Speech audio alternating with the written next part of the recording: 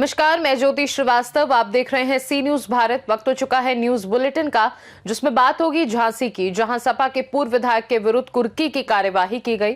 साथ ही बात होगी जोधपुर की, जहां बढ़ता राजस्थान हमारा राजस्थान जिला स्तरीय कार्यक्रम सफलतापूर्वक संपन्न किया गया।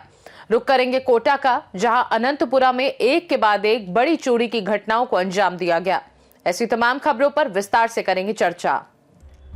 खबर झांसी से, जहां एसएसपी झांसी बीबीजीटीएस मूर्ति के आदेश के मुताबिक पुलिस अधीक्षक नगर प्रीति सिंह के निर्देशन और क्षेत्राधिकारी नगर लक्ष्मीकांत गौतम के नेतृत्व में प्रभारी निरीक्षक थाना नवाबाद जेपी पाल द्वारा थाना नवाबाद पुलिस टीम के साथ सपा के पूर्व विधायक के विरुद्ध कुर्की की कार्यवाही की गई। उक्त कार्यवाही न्यायालय जिलाधिकारी झांसी द्वारा कंप्यूटर और गिरोहबंद एवं समाज विरोधी क्रियाकलाप अधिनियम के अंतर्गत पारित आदेश के साथ की गई। आदेश के मुताबिक राज्य सरकार बनाम दीपक उर्फ दीप नारायण सिंह यादव पुत्र बलभद्र सिंह निवासी ग्राम बूढ़ावड़ी थाना मोट जनपद झांसी द्वारा अवैध एवं अनियमित ढंग से अर्जित 20 करोड़ 26 लाख 52,260 रुपए की चल अचल संपत्तियों को जब्त करने के लिए निर्गत आदेश किए गए, जहां पर शनिवार को अभियुक्त दीपक उर्फ दीप नारायण की भगवंतपुरा स्थित मूल सिटी करगुआ जी एवं पनगुआ पर स्थित जब्त की गई संपत्तियों को विधिक प्रक्रिया का पालन करते हुए कुर्क किया गया। ये जनपद झांसी में माननीय न्यायालय जिलाधिकारी के आदेश के क्रम में अभियुक्त दीपक उर्फ दीप नारायण यादव के विरुद्ध एक आदेश पारित हुआ था, जिसमें इनके द्वारा अनधिकृत रूप से अर्जित की गई संपत्ति, जिसकी बाजारू कीमत लगभग 20 करोड़ 26 लाख 52,260 रुपए का आकलन है लगभग। उस संपत्ति के कुल 3 यहाँ पर स्थानों पर ये संपत्ति वर्तमान में स्थित है। भगवंतपुरा, करगुआजी और बनगुआ में तीनों ही स्थानों पर आज इस संपत्ति के जब्तीकरण की कार्रवाई माननीय न्यायालय के आदेश के क्रम में पूर्ण की जा रही है। झांसी से सी न्यूज संवाददाता अंकित साहू की रिपोर्ट। जोधपुर से खबर है, जहां पर राज्य सरकार के 2 वर्ष पूर्ण होने पर बढ़ता राजस्थान हमारा राजस्थान जिला स्तरीय कार्यक्रम कलेक्ट्रेट परिसर में सफलतापूर्वक संपन्न हुआ। कार्यक्रम में विकास रथों की रवानगी और सड़क सुरक्षा जागरूकता अभियान का शुभारंभ किया गया। संसदीय कार्य मंत्री जोगाराम पटेल ने उपस्थित जन को सड़क सुरक्षा की शपथ दिलाई और साथ ही साथ यातायात नियमों का पालन करने का आह्वान किया। दिव्यांग विद्यार्थियों को हेलमेट वितरित किए गए। जिले की 8 विधानसभाओं के विकास रथों को ढोल थाली की दोनों पर रंगोली से सजाया गया, कलेक्ट्रेट परिसर से रवाना किया गया। ये रथ राज्य सरकार की योजनाओं, विकास कार्यक्रमों और उपलब्धियों का प्रचार करेंगे। कार्यक्रम में संभागीय आयुक्त, जिला कलेक्टर, जिला परिषद के मुख्य कार्यकारी अधिकारी और अन्य वरिष्ठ अधिकारी मौजूद रहे। आज ये 2 साल पूरे, देखिए 2 साल पूरे हो रहे हैं और विकास के काम जो 2 साल में हुए हैं वो जनता तक ले जाना और जनता की जो समस्याएं हैं उन समस्याओं को उस रथ में जो पेटी होगी उन समस्याओं को एकत्रित किया जाएगा। क्योंकि अगर बाबा साहब अम्बेडकर का सोच देखें, उनकी दूरदृष्टि देखें, तो भारत के संविधान के तहत में जो जनप्रतिनिधि हैं, चाहे हमारे मुख्यमंत्री हो, चाहे हमारे प्रधानमंत्री हो, चाहे विधायक हो, चाहे सांसद हो, वो जनता के प्रति जवाबदेही है, वो अकाउंटेबल है। तो सरकार का ये सोचना कि हम जनता के प्रति अकाउंटेबल हैं, तो हम जनता के बीच में जाके उनके सामने जाकर के उनकी समस्याओं का निराकरण होना चाहिए, पता होना चाहिए और सारा समस्याएं लेकर करके फिर पूरा उनका संकलन होगा, उनमें देखा जाएगा और जितना नियमानुसार हो सकता है वो सरकार जो है वो करेगी। ये अपने आप में एक बहुत बड़ी मुहिम है। हम मुख्यमंत्री जी को धन्यवाद देते हैं कि उन्होंने प्रधानमंत्री मोदी जी के नेतृत्व में बहुत बड़ा काम करने जा रहे हैं। धन्यवाद। राजस्थान की आवाम ने 3 दिसंबर 2023 को वर्तमान भाजपा सरकार को सेवा का दायित्व दिया, सेवा का मौका दिया और 12 दिसंबर 2023 को हम साथी विधायकगण ने सर्वसम्मति से हमारे यशस्वी आदरणीय भजनलाल जी को विधायक दल का नेता चुना और 15 दिसंबर 2023 को उन्होंने शपथ के साथ ही संकल्प लिया कि हम राजस्थान की सेवा करेंगे, यशस्वी नरेंद्र मोदी जी के विजन के अनुसार जो कहेंगे वो करेंगे, जो करेंगे वो पूरा करेंगे। और इसी के साथ यशस्वी बजला जी के नेतृत्व में 2 साल में वर्तमान भाजपा सरकार ने जो कार्य किए हैं उन कार्यों को जनता के बीच में लेते जाएंगे। हमारे आदरणीय नरेंद्र मोदी जी का ये कहना है कि जो काम हम करें 1 साल के उपरांत लेखा जोखा लेकर के जनता के बीच में जावे, होटलों में नहीं छिपे, लुका छिपी नहीं करें और वो लुका जोखा जनता के बीच में रखने के उपरांत जनता उसका निर्णय करती है। चुनाव से पूर्व भारतीय जनता पार्टी ने एक संकल्प पत्र तैयार किया था, वो आप सबके पब्लिक डोमेन में है। उसके करीब 70% कार्य प्रारंभ हो चुके हैं या उसमें से पूरे हो चुके हैं या चल रहे हैं और हम कह सकते हैं कि 70% संकल्प के। जोधपुर से सी न्यूज संवाददाता आनंद शर्मा की रिपोर्ट। जोधपुर से खबर है, जो थैलेसीमिया जैसी गंभीर रक्त विकार से पीड़ित मरीजों के लिए जोधपुर के महात्मा गांधी अस्पताल में निर्मल गहलोत चैरिटेबल फाउंडेशन द्वारा विकसित अत्याधुनिक थैलेसीमिया वार्ड का लोकार्पण किया गया। फाउंडेशन के अध्यक्ष डॉक्टर निर्मल गहलोत ने बताया कि ये वार्ड उनके अनुज तरुण और अनीता गहलोत की शादी वर्षगांठ पर रोटरी क्लब इन्फिनिटी की प्रेरणा से तैयार किया गया है। वार्ड में मरीजों को सुरक्षित और गरिमापूर्ण चिकित्सा, रक्त चढ़ाने से पूर्व वायरस मारकर जांच की जाएगी। लोकार्पण समारोह में पूज्य संत श्री राम प्रसाद जी महाराज, ओम प्रकाश गहलोत, रोटरी क्लब पदाधिकारी, SN मेडिकल कॉलेज के प्राचार्य और अस्पताल अधीक्षक उपस्थित रहे। थैलेसीमिया एक आनुवंशिक रक्त विकार है जिसमें शरीर पर्याप्त लाल रक्त कोशिकाएं नहीं बना पाता है। जोधपुर से सी न्यूज संवाददाता आनंद शर्मा की रिपोर्ट। कोटा से खबर है, जो अनंतपुरा में एक के बाद एक बड़ी चोरी की घटनाओं को अंजाम दिया गया। अनंतपुरा में मोटर वाइंडिंग और इलेक्ट्रॉनिक वर्कशॉप को शिकार बनाया गया। इलेक्ट्रॉनिक वर्कशॉप पर 50 से 60 हजार की कॉपर स्क्रैप चुरा कर चोर ले गए। दूसरी घटना में अनंतपुरा सर्किल के पास वाइंडिंग की दुकान से 100 किलो कॉपर वायर भी चोरी हो गया। पूरी घटना सीसीटीवी कैमरे में कैद हो गई। अनंतपुरा थाने में मामला दर्ज किया गया। व्यापारियों में डर एवं आक्रोश है, पुलिस गश्त बढ़ाने की मांग है। वहीं चोरी करने वाले आरोपियों की तलाश में अनंतपुरा पुलिस जुटी हुई है। कोटा से सी न्यूज संवाददाता सुरेश कुमार पटेरिया की रिपोर्ट।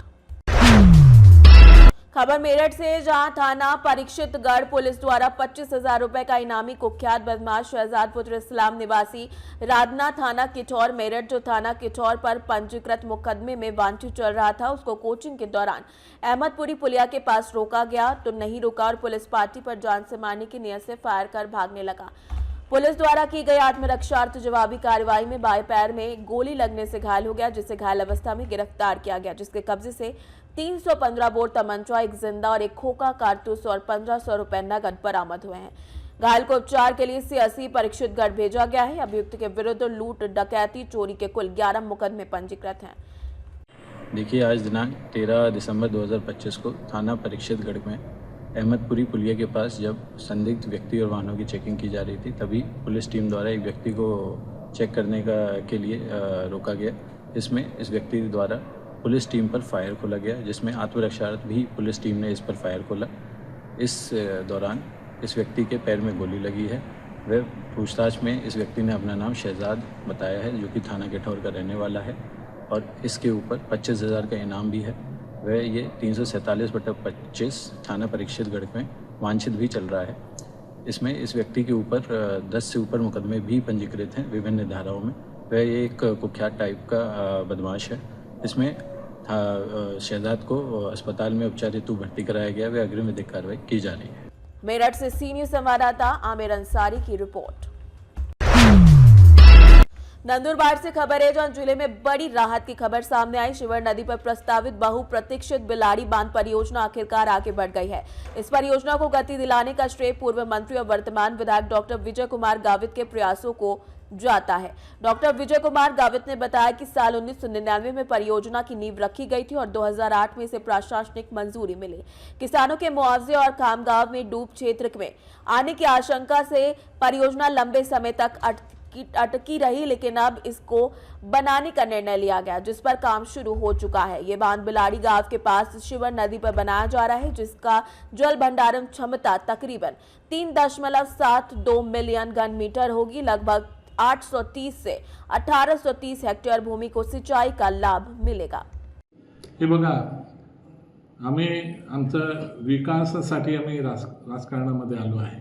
या जिल्ह्याचा विकास व्हावा, इथल्या माणसाचा विकास व्हावा, त्यांची आर्थिक परिस्थिती सुधारावी याच्यासाठी आम्ही लोकांसाठी कामं करतो, लोकांच्या हिताची आम्ही कामं करतो आणि काय काम करतो हे आम्ही अगोदर सांगताना आमचं नियोजन हे आहे, हे करणार आहे आम्ही सांगतो, त्याचं पत्र देतो आणि मंजूर होतं। मंजूर झालं होणार आहे किंवा झालं असल्या माहीत झाल्याबरोबर लोक पत्र देतात आणि त्याचं क्रेडिट घ्यायला पाहतात। मी मागेच म्हणत होतो की तापी सिंचन महामंडळाचे उपाध्यक्ष झाले त्यावेळेला ते आम्ही असं करू तसं करू, त्यावेळेला मी म्हटलं होतं ज्या माणसाला फावडासुद्धा विकत घ्यायची परवानगी नाही त्या महामंडळामध्ये, तो माणूस विकासाच्या गोष्टी, पाटाच्या गोष्टी, धरणाच्या गोष्टी करायच्या, त्याने त्या महामंडळाचं उपाध्यक्ष असताना काही केलं नाही। आणि आता आम्ही प्रकाशा बोराईचा प्रकल्प असेल त्याला मान्यता मिळवून दिली, त्याचं टेंडर फायनल करायला लावलं, त्याचं काम सुरू झालं, तेव्हा आम्ही पत्र दिलं म्हणून झालं। अरे पत्र घन देतात, पत्र द्यायची लोकांना हौस असते पण त्याचा पाठपुरावा करायचा, मनापासून करावं याची इच्छा कधी नसते। एखादं उदाहरण, हे माणसं जे बोलतात त्यांनी एखादं उदाहरण सांगावं की आम्ही पत्र दिलं ना, खरोखरच लोकांच्या हिताच्या कामासाठी आम्ही प्रयत्न केला।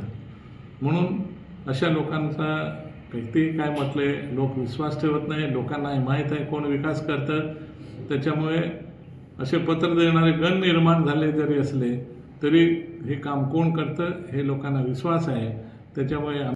नंदुरबार से सी न्यूज संवाददाता प्रमोद बिलारी की रिपोर्ट।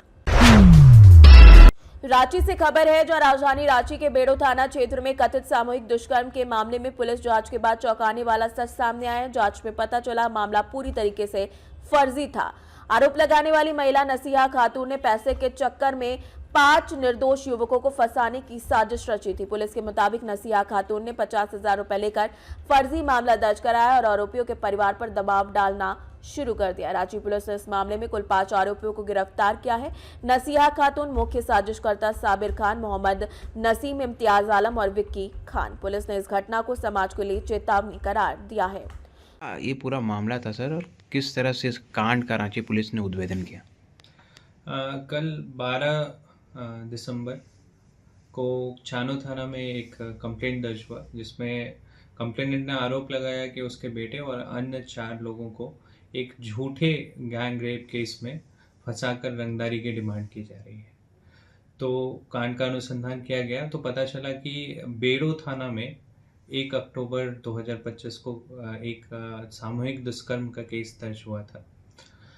और ये भी पता चला कि जो कांड की वादिनी है वो साबिर खान और नसीम अहमद, जो बालसोकरा के रहने वाले हैं, उनके साथ मिलकर एक फर्जी तरीके से एक सामूहिक दुष्कर्म का मामला बेड़ो थाना में दर्ज किया।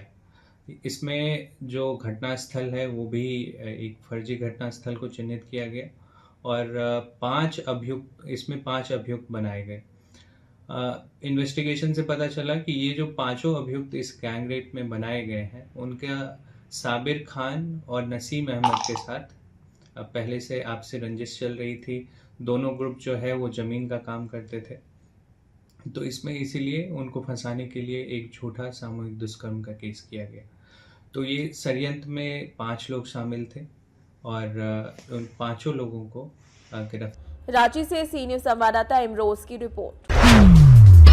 खबर शाहजहांपुर से, जहां नायक टाइगर फोर्स ने जिले में किसानों के हित में बड़ा कदम उठाते हुए धान खरीद कर रहे बड़ी गड़बड़ी का संज्ञान लिया है। संगठन के अध्यक्ष संजीत कुमार आजाद ने जिला खाद्य विपणन अधिकारी को शिकायत पत्र सौंपकर फर्जी धान खरीद और बिचौलियों की मिली भगत की जांच कर संबंधितों पर कठोर कार्यवाही की मांग की है। सूचना के मुताबिक रोजा मंडी में विपणन शाखा केंद्र प्रभारी त्रिपुरेश तिवारी ने दिसंबर माह में कई किसानों का नाम फर्जी तरीके से दर्ज कर लाखों रुपए की धान खरीदी की, जबकि असली किसानों की फसल मानक के मुताबिक स्वीकार नहीं की गई।